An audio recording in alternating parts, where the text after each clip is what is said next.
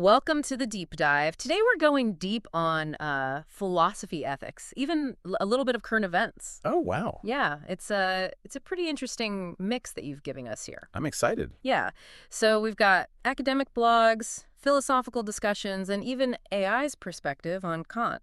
It's quite a collection. It is a lot to go through. Yeah. So today we're going to kind of extract the most thought-provoking points, see if we can connect them in ways that you might not expect, and hopefully leave you with some food for thought. Sounds good. All right, so let's start with Kant and the categorical imperative.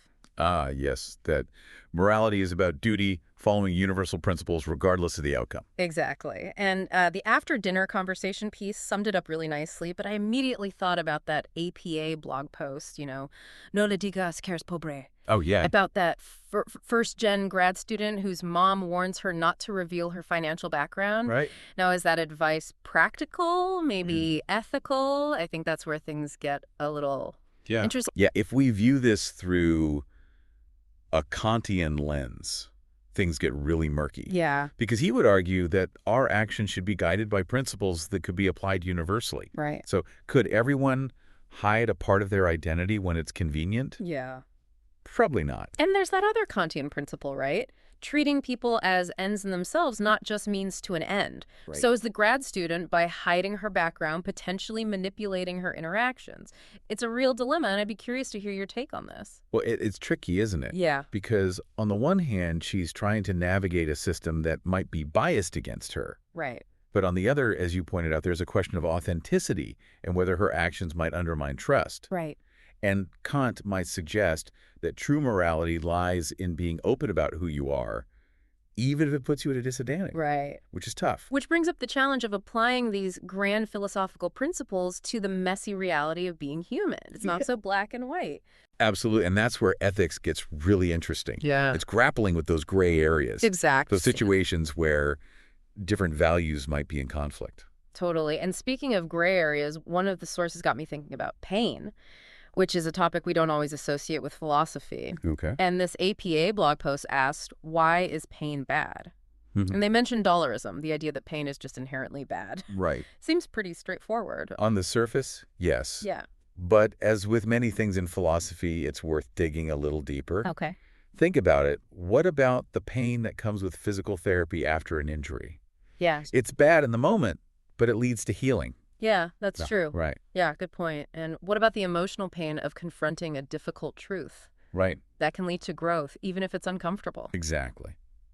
So pain isn't always inherently bad. Okay. It depends on the context, the purpose, and the potential outcome. And this ties in with that Imperfect Cognition's blog post about epistemic freedom. Ooh, yes. For our listeners, epistemic freedom simply means the ability to freely form your own beliefs and opinions. Right. And what's fascinating here is the potential link between pain, particularly the pain of restricting knowledge, and this idea of epistemic freedom. Okay.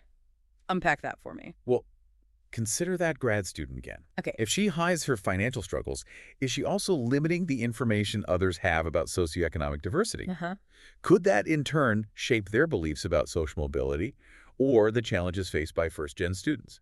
So by withholding information, she might be inadvertently influencing the beliefs of others, potentially hindering their own epistemic freedom. Precisely. That's a really interesting connection. It suggests that our choices about what information to share or withhold can have ripple effects, Yeah. impacting the epistemic landscape for ourselves and those around us. Like we're all interconnected in this web of knowledge and belief formation. Exactly. And it makes you wonder, when is it justifiable to restrict information, and when does it become a form of epistemic harm? It's a complex issue with no easy answers. Right. And it speaks to the broader philosophical question of who gets to decide what knowledge is deemed safe or appropriate. Ooh. Right. Yeah, it really makes you think about the responsibility we all have in shaping this information landscape. Right. But before we get too lost in the theoretical weeds here, Okay. I came across some quotes from philosophy bits that I thought were relevant. Ooh, fun. Those little nuggets of wisdom. Yeah, exactly. Little nuggets of wisdom that can spark a whole new train of thought. Yeah. There's one from Wittgenstein that I really liked that said, "We start with a vague mental uneasiness like that of a child asking why. Hmm. Doesn't that perfectly capture, like, the essence of why we're even doing this deep dive? He really Why does. we seek knowledge in the first place? Yeah, without that uneasiness, we wouldn't be asking any Oh, questions. Exactly. And then there was Emerson. He said, great men see that spiritual is stronger than any material force, that thoughts rule the world. powerful. Yeah, it's a bold statement, but it does make you think about the power of ideas to shape reality. It does, yeah. They can inspire movements, Right? spark revolutions, and Yeah. change the course of history. But as with anything powerful, there's always that potential for misuse. Oh, for sure. And this next quote kind of hit on that. It was Gratian. Know that there are vulgar people everywhere. They speak like fools and impudently criticize, pay no attention to what they say. Oh, wow. It's a little harsh, but I think the point is, like, we need to be discerning, right? Absolutely. We need to be critical of the information we consume Right. and not be swayed by empty rhetoric or just, like, baseless claims. Yeah, but at the same time, we shouldn't just dismiss dissenting voices outright. Right. Even a fool, as Gratian puts it, might offer a perspective that we hadn't considered. For sure. It's about finding that balance between, like, skepticism and open-mindedness. It's a tough one. It can be really tough. And speaking of navigating this world of information, the James Vegan Philosophy Refresh blog had an interesting piece about the bursting of the hydrogen bubble. Oh, yeah, the hype around green hydrogen. Yeah. A prime example of how even the most brilliant ideas, Right. the ones that seem like revolutionary, need to be tested in the real world. Like feasibility, scalability, real-world impact all matter. Yeah. It's not enough to just have a good idea on paper. Right. It underscores the need for critical thinking, for testing assumptions, and for being willing to adjust our expectations based on evidence. And it makes me think about those Daily News pieces that you sent over. One was about the difficulty of knowing things in a world of information overload. Right. And the other one was a philosophically informed glossary of key concepts in AI, Oh, yeah. emphasizing the need for clear definitions. They're both crucial in this age of information saturation. Yeah, we're bombarded with so much content, it's hard to know what to trust, what to believe, and what the words we're even using really mean. It's like drinking from a fire hose. Yeah, exactly. And then you throw in the problem of misinformation like that. A philosopher's blog post about crisis actors and school shootings.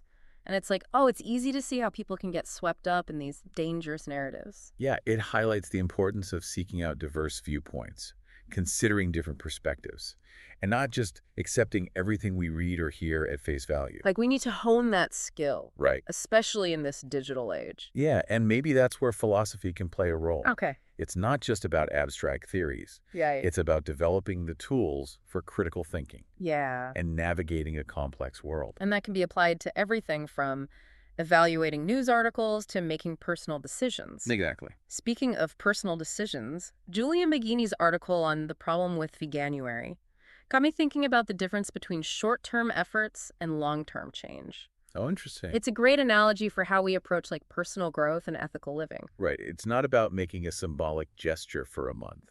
It's about integrating those values into our lives in a sustainable way. It's about the process, the journey, rather than just the destination.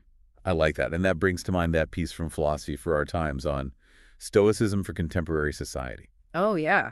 Stoicism emphasizes virtue, self-control, and living in accordance with nature. Right. Ideas that can be incredibly relevant today, even if they originated centuries ago. So it's not just about studying philosophy, it's about living philosophically. Precisely.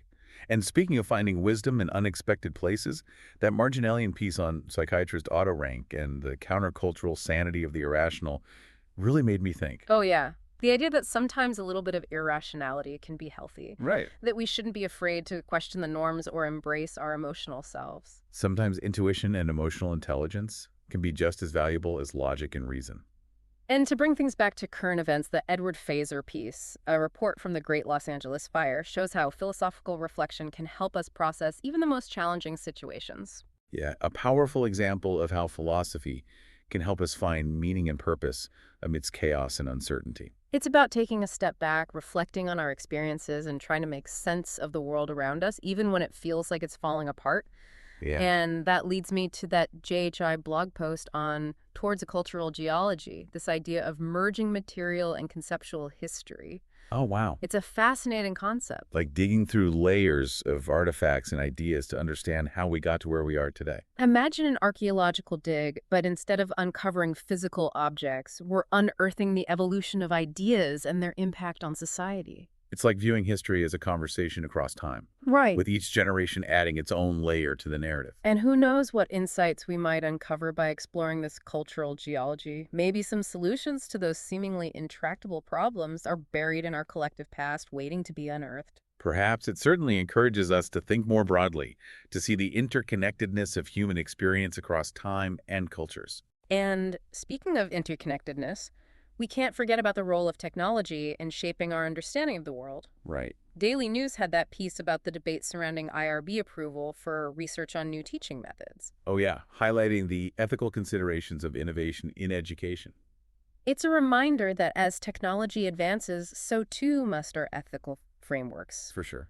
We need to ensure that we're using these tools responsibly and that the pursuit of knowledge doesn't come at the expense of human well-being. Right, and a philosopher's blog connected this to Aristotle in their post-Aristotelian assessment in higher education. It's amazing how these ancient ideas about virtue and excellence are still relevant to modern debates about education.